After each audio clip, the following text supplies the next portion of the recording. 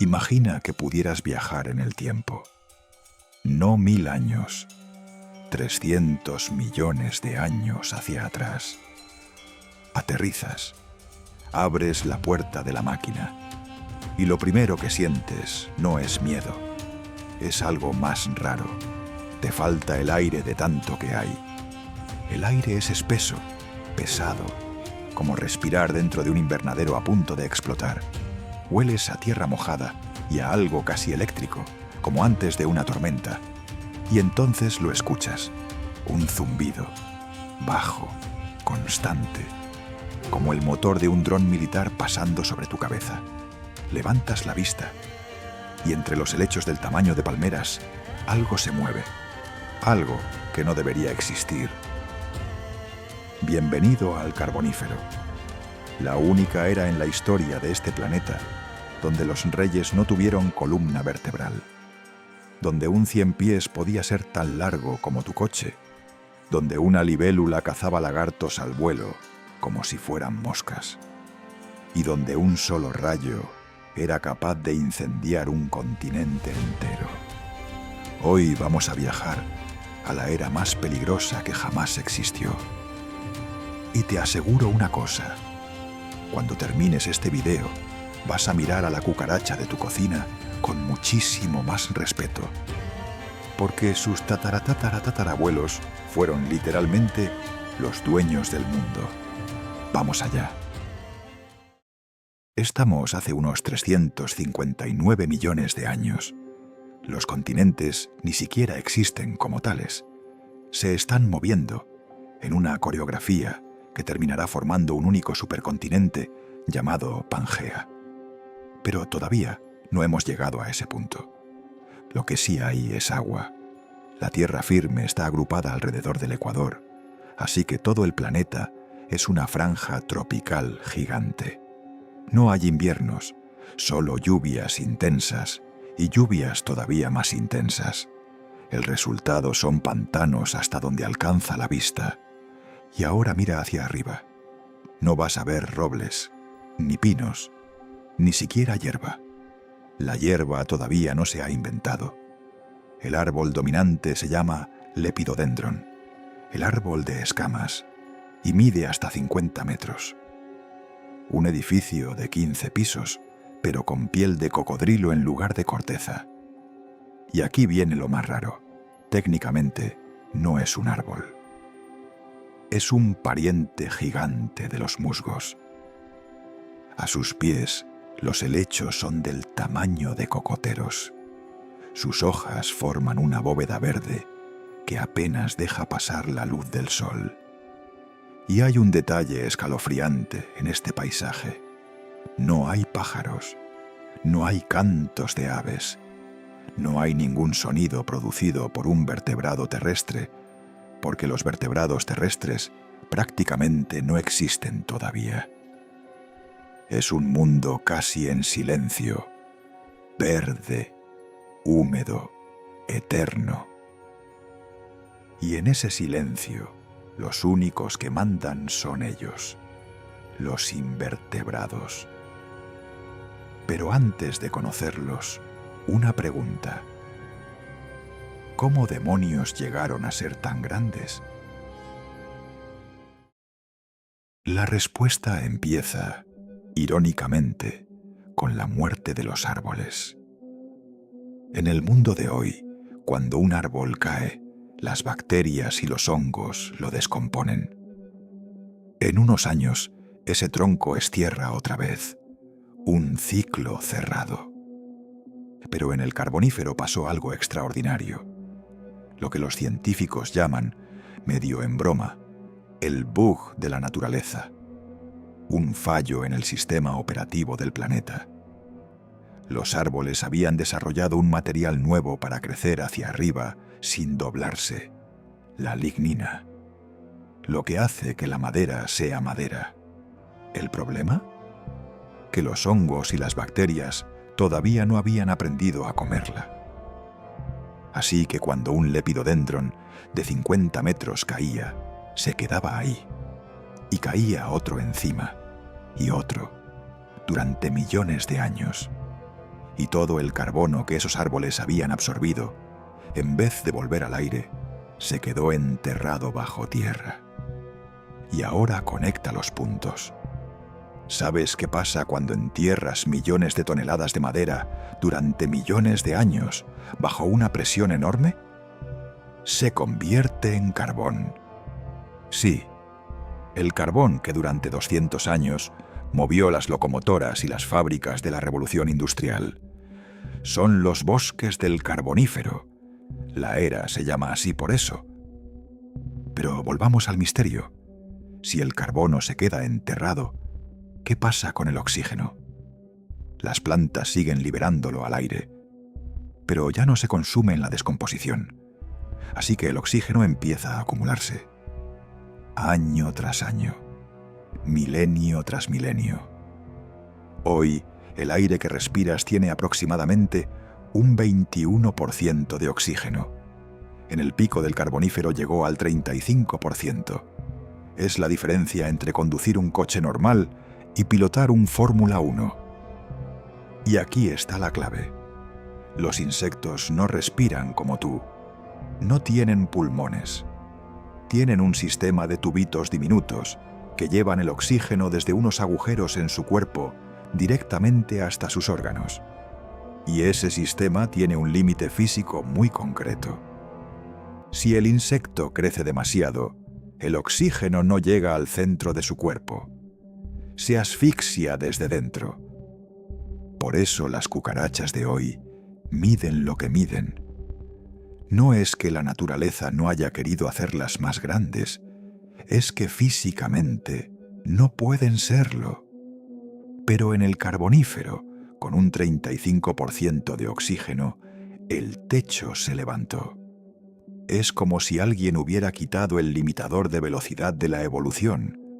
Y la naturaleza, por primera y única vez en la historia, dijo: a ver hasta dónde llegan. Y la respuesta fue muy, muy lejos. Estás de pie en el bosque. El sudor te chorrea por la espalda. Y entonces lo notas. No lo oyes, lo sientes. Una vibración en el suelo. Rítmica, sorda. Como si un pelotón estuviera marchando detrás de los helechos. Te quedas quieto. Y entre la niebla verdosa empieza a aparecer una silueta. Larga, larguísima, demasiado larga. No es un dinosaurio. Los dinosaurios no nacerán hasta dentro de 100 millones de años. No es un mamífero. Tampoco hay mamíferos. No es ningún animal que tu cerebro pueda nombrar fácilmente. Es Arthropleura. El animal terrestre sin columna vertebral más grande que jamás ha existido en este planeta. Un ciempiés de más de 2,5 metros de largo, casi medio metro de ancho, 100 kilos de peso, 30 segmentos blindados que se solapan como los escudos de una legión romana, y debajo cientos de patas, entre 60 y 80 pares, moviéndose como las teclas de un piano tocadas a toda velocidad por unas manos invisibles. Durante mucho tiempo, los paleontólogos pensaron que tenía que ser un depredador feroz. Pero los descubrimientos recientes, fósiles encontrados en Escocia y Norteamérica, que conservaban restos del estómago, contaron otra historia. Arthropleura no cazaba, comía plantas. Era un gigante pacífico. Una excavadora biológica que limpiaba el suelo del bosque mientras paseaba. Pero que comiera plantas no significaba que fuera débil, para nada. Imagínate la escena. Una tarde sofocante. Arthropleura está arrancando trozos de corteza de un tronco caído. A unos metros el agua del pantano se ondula. De entre los juncos sale un Proterogyrinus, un anfibio depredador de 2 metros, mitad cocodrilo, mitad salamandra, con dientes como dagas. Ve a Arthropleura de espaldas. Calcula, ataca, se lanza. La boca abierta, y entonces escuchas el sonido más absurdo que puedas imaginar. Un crujido seco, como morder una piedra. Los dientes del anfibio resbalan sobre la armadura sin hacerle ni un rasguño. El gigante no huye. Hace algo mucho más impresionante. Levanta la parte delantera de su cuerpo, alzándose más de 1 metro en el aire, mostrando su panza pálida, protegida por cientos de patas que se agitan amenazantes. Y desde esa altura mira hacia abajo al anfibio que acaba de intentar comérselo. El Proterogyrinus hace lo más inteligente que puede hacer. Cierra la boca, da media vuelta y vuelve al pantano como si nada hubiera pasado. En tierra firme, Arthropleura no tenía enemigos. Era un tanque, invencible. Pero incluso los tanques tienen un punto débil, y el suyo se llamaba muda. Para crecer, todos los artrópodos tienen que cambiar de armadura. Para una cucaracha esto es cuestión de horas. Para un Arthropleura de 100 kilos era una pesadilla de varios días. En ese momento era completamente vulnerable. Un 100 pies gigante, indefenso, sin coraza. Cualquier cosa podía matarlo. Una araña, un anfibio despistado. Hasta el calor del sol podía resecarlo. Ese era el precio de ser el rey del bosque. La grandeza en el Carbonífero siempre tenía letra pequeña. Si la tierra pertenecía a Arthropleura, el aire pertenecía a otra cosa, y esta sí da miedo. Olvídate de las libélulas bonitas que ves sobre los estanques en verano. La libélula del Carbonífero se llamaba Meganeura, y no era una libélula amable, era un cazador con alas, 75 centímetros de envergadura, casi 1 metro de ala a ala, el tamaño de un cuervo grande. Pero no te dejes engañar por la comparación con un pájaro, porque Meganeura era un insecto, y eso, créeme, lo hace peor. Cuando despegaba, su cuerpo pesado y sus alas grandes generaban un sonido grave, vibrante, como el motor de un dron grande sobrevolando tu cabeza. En aquel bosque sin pájaros, ese zumbido era literalmente el sonido de la muerte anunciándose. Pero el detalle más perturbador no era su tamaño, eran sus ojos. Casi toda su cabeza era ojo. 2 ojos compuestos enormes, formados por decenas de miles de pequeñas lentes individuales, capaces de procesar el movimiento muchas veces más rápido que el ojo humano. Para Meganeura, el mundo iba a cámara lenta. Una presa aleteando a toda velocidad era, para sus ojos, un objeto casi inmóvil. Imagínate la escena. En una rama, asomando la cabeza desde un agujero del tronco, hay un pequeño reptil de unos 20 centímetros. Se llama Hylonomus. Recuerda este nombre porque vamos a volver a él. Hylonomus es uno de los antepasados de todos los reptiles, todas las aves y todos los mamíferos, incluido tú. Pero ahora mismo, este antepasado nuestro está aterrorizado. Y con razón. A 10 metros sobre él, Meganeura lo ha localizado. No hay graznido de advertencia. Solo el zumbido, que se hace más fuerte. Meganeura pliega las alas y se lanza en picado.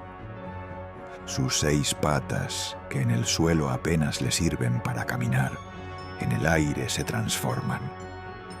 Las extiende hacia abajo, formando una cesta llena de espinas afiladas dirigidas hacia adentro. Una trampa biológica perfecta. El choque es instantáneo. Las patas se cierran sobre Hylonomus como una jaula. Las espinas se clavan en su piel escamosa. El pequeño reptil se debate, pero no hay escape. Y entonces viene la parte más espeluznante. Porque Meganeura no necesita aterrizar para comer. Meganeura devora en pleno vuelo. Sus mandíbulas, 2 cuchillas cerradas, empiezan a triturar a su presa mientras sigue batiendo las alas a 10 metros del suelo. Trozos de carne y gotas de sangre caen entre los helechos. Una advertencia silenciosa para cualquier otro animalito pequeño. Y aquí va un dato que no mucha gente conoce. Meganeura no era solo un terror del cielo, también era un terror del agua, porque como todas las libélulas, empezaba su vida como larva acuática. Y esas larvas vivían en el fango de los pantanos. Llegaban a medir hasta 40 centímetros y poseían una mandíbula extensible que podía dispararse hacia adelante en una fracción de segundo para atrapar peces y renacuajos. Meganeura era el dueño del cielo cuando era adulta y el dueño del agua cuando era joven. 2 imperios en una sola vida. Cuando el sol se pone, el bosque del Carbonífero se hunde en una oscuridad casi total. Y no creas que la noche es más segura que el día. La noche, en este mundo, solo significa que cambian los reyes. Entre las raíces de un tronco caído, algo se mueve. Una silueta brillante, negra azulada, con 8 patas y 2 pinzas que se abren y se cierran probando el aire. Es Pulmonoscorpius, el escorpión pulmonado, 70 centímetros de largo, del tamaño de un gato adulto. Y si ya te dan miedo los escorpiones modernos, prepárate, porque este es otro nivel. Patrullaba el bosque activamente. Cuando atacaba, lo hacía con 2 armas devastadoras, pinzas lo bastante fuertes como para inmovilizar a un anfibio mediano, y una cola con un aguijón conectado a una bolsa de veneno enorme. Una sola picadura podía paralizar el sistema nervioso de prácticamente cualquier animal pequeño o mediano de la época. Pero los escorpiones no eran los únicos cazadores nocturnos. El suelo estaba sembrado de trampas diseñadas por unas arquitectas sorprendentemente sofisticadas, las arañas primitivas. Y aquí olvida las telarañas que conoces. Estas arañas eran ingenieras del subsuelo, cavaban madrigueras en la tierra y en la entrada construían una trampilla camuflada. Pero lo realmente impresionante era lo que salía hacia afuera. Decenas de hilos finísimos extendidos en todas direcciones, como los rayos de una rueda de bicicleta. La araña se quedaba inmóvil debajo de la trampilla, con las patas apoyadas sobre esos hilos. Una cucaracha gigante pasa por encima de uno. La vibración recorre la seda. La araña, sin verla, sabe exactamente dónde está y a qué velocidad se mueve. La trampilla se abre de golpe. Una sombra negra sale disparada. Los colmillos se clavan y en menos de un segundo, presa y cazadora desaparecen bajo tierra. La trampilla se cierra, como si nada hubiera pasado. En el Carbonífero no había ningún sitio donde estuvieras a salvo, ni de día ni de noche, ni siquiera quieto, porque algo podía estar esperándote justo debajo de la tierra que pisabas. Hasta ahora te he contado los peligros vivos, pero el enemigo más letal del Carbonífero no estaba vivo. Era el aire. Solemos pensar en el oxígeno como algo bueno, y lo es, en la proporción correcta. Pero a un 35%, el oxígeno deja de ser un gas amable y se convierte en un acelerador de la combustión. Imagínate que enciendes una cerilla. Hoy arde con una llamita amarilla controlable, pero en el aire del Carbonífero, esa misma cerilla prácticamente explota. La llama no es amarilla, es blanca, furiosa. Quema a más temperatura y a una velocidad varias veces mayor. Apagarla es casi imposible, y el Carbonífero tenía millones de cerillas. se llamaban rayos. Aquel clima cálido y húmedo era una fábrica perpetua de tormentas eléctricas. Y bastaba con que uno solo golpeara un árbol para desencadenar el infierno. Y aquí viene lo más perturbador. Tú podrías pensar, el bosque estaba empapado. Eso debería protegerlo del fuego. Pues no. Con un 35% de oxígeno, hasta la madera mojada ardía. El fuego se reía de la humedad.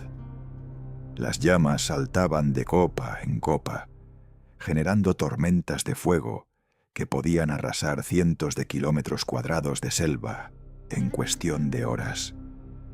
Y aquí, el gran tamaño dejaba de ser una bendición y se convertía en una sentencia de muerte.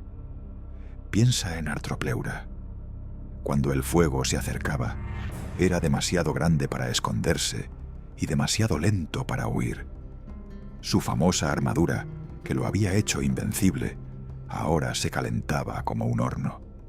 Y dentro del horno estaba él, cocinándose vivo. Piensa en Meganeura tratando de escapar. Sus alas no podían con las corrientes ascendentes de aire caliente. El humo le taponaba los espiráculos. Una a una, estas reinas del cielo iban cayendo entre las llamas como cazas derribados.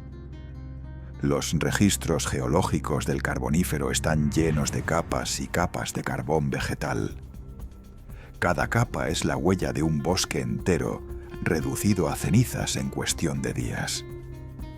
Y aquí es donde la historia da un giro increíble. Porque mientras los gigantes morían entre las llamas, alguien se estaba escondiendo en los huecos más pequeños de los troncos caídos. Alguien temblando. Pequeño, frágil, sin armadura, sin pinzas, sin veneno. Y ese alguien eras tú. Bueno, era tu antepasado. Y estaba a punto de cambiar la historia del planeta para siempre. Volvamos a Hylonomus, aquel reptilito de 20 centímetros, asustado, escondido en un tronco hueco. En el Carbonífero era un don nadie, el último de la cadena alimenticia, comida fácil para casi cualquier cosa, aperitivo para las libélulas, juguete para las arañas, postre para los anfibios gigantes.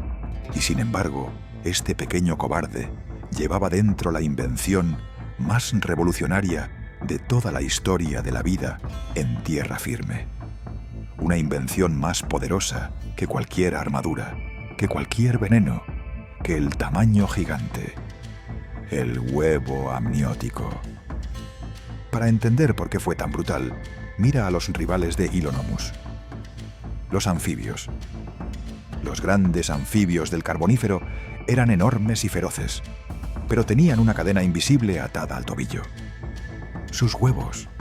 Los huevos de los anfibios son como los huevos de las ranas, blandos, gelatinosos, sin cáscara. Si los pones al sol 10 minutos, se secan y mueren.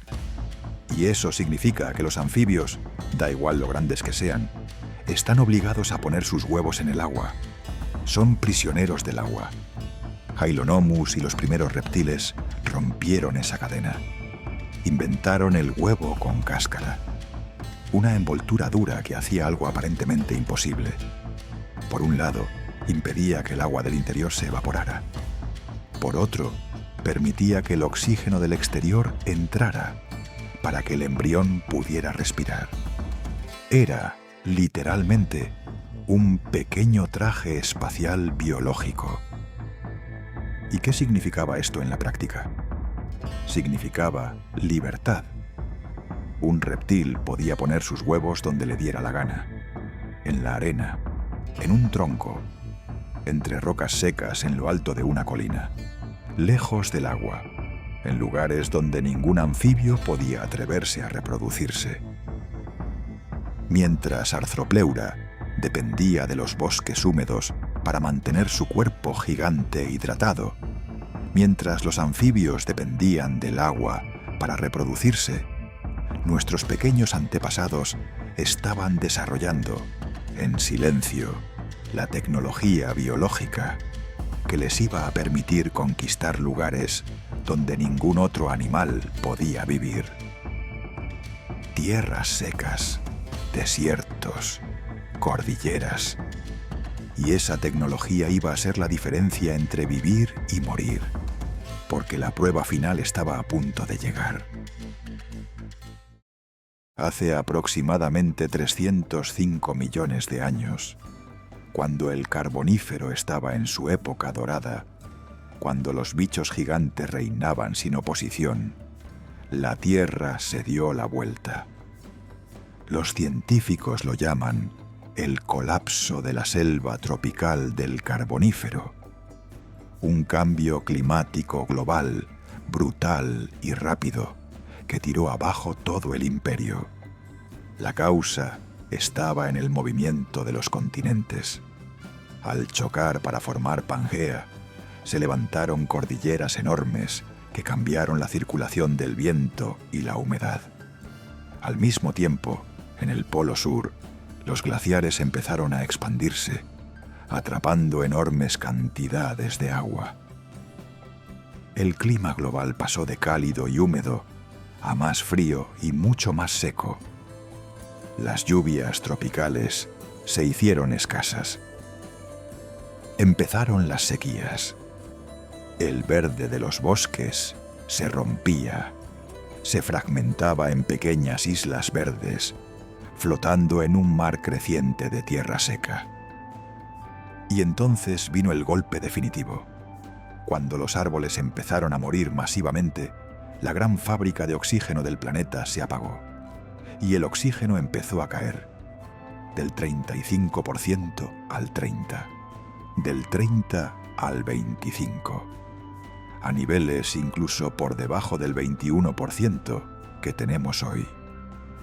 Para casi todos los animales, una bajada de oxígeno es un problema serio, pero para los gigantes invertebrados fue una sentencia de muerte, lenta, cruel, por asfixia. Vuelve a pensar en Arthropleura. Sus 2,5 metros de cuerpo existían única y exclusivamente porque la alta presión de oxígeno conseguía empujar el aire hasta el centro de su organismo. Ahora, con el aire enrarecido, ese sistema dejó de funcionar. Sus músculos, hambrientos de oxígeno, se debilitaron. Su famosa armadura, que antes era símbolo de poder, ahora era un peso muerto. Arthropleura no murió cazada, murió obsoleta. Su cuerpo, perfecto para un mundo que ya no existía, simplemente dejó de funcionar. En el cielo pasó algo parecido. Meganeura descubrió que el aire ya no la sostenía igual. Tenía que batir las alas más fuerte y más rápido. Y en un mundo donde la comida cada vez era más escasa, se le acababa la energía en minutos. Las reinas del cielo se vieron forzadas a posarse en ramas secas, esperando a la muerte. El imperio de los gigantes no se derrumbó con una explosión espectacular. Se derrumbó con un suspiro. Y mientras los reyes morían, los pequeños y antes despreciados reptiles, con su piel escamosa que retenía agua y con sus huevos de cáscara, miraron a su alrededor y comprendieron una cosa. Este nuevo mundo, seco y duro, no era su prisión, era su paraíso. El orden del mundo se invirtió. Los ciempiés y las libélulas, los que habían sido reyes, se vieron obligados a encoger generación tras generación, hasta convertirse en los insectos minúsculos que conocemos hoy. De gobernantes pasaron a comida. El colapso del Carbonífero borró del mapa a los gigantes, pero no borró su memoria. Esa memoria sigue, literalmente, bajo nuestros pies.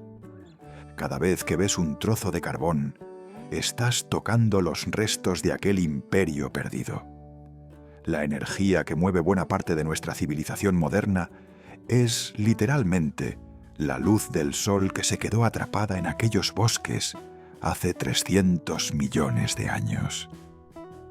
Es la última herencia que nos dejaron Artropleura, Meganeura y todos los demás reyes invertebrados.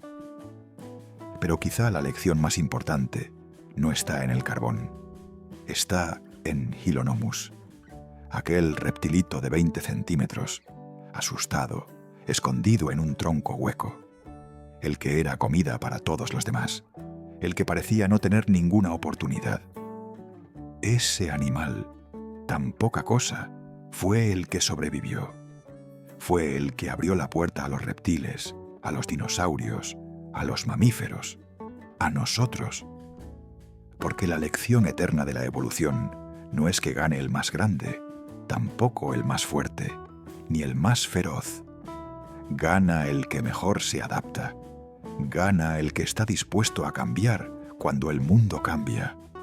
Y cada vez que pisas el suelo de un parque, cada vez que ves una hormiga cruzando una acera, recuerda, estás caminando sobre los huesos invisibles de un imperio que un día gobernó este planeta. Un imperio que cayó, y sobre cuyos restos los descendientes de aquel reptilito asustado terminaron construyendo todo lo demás, incluyéndote a ti. Si te ha gustado, dale al like, suscríbete al canal y comparte el video con esa persona que se asusta cuando ve una cucaracha. Recuérdale que podría ser mucho, mucho peor. Y déjame en los comentarios, si pudieras viajar a una sola era del pasado con la garantía de volver vivo, ¿a cuál irías y por qué? Nos vemos en el próximo viaje.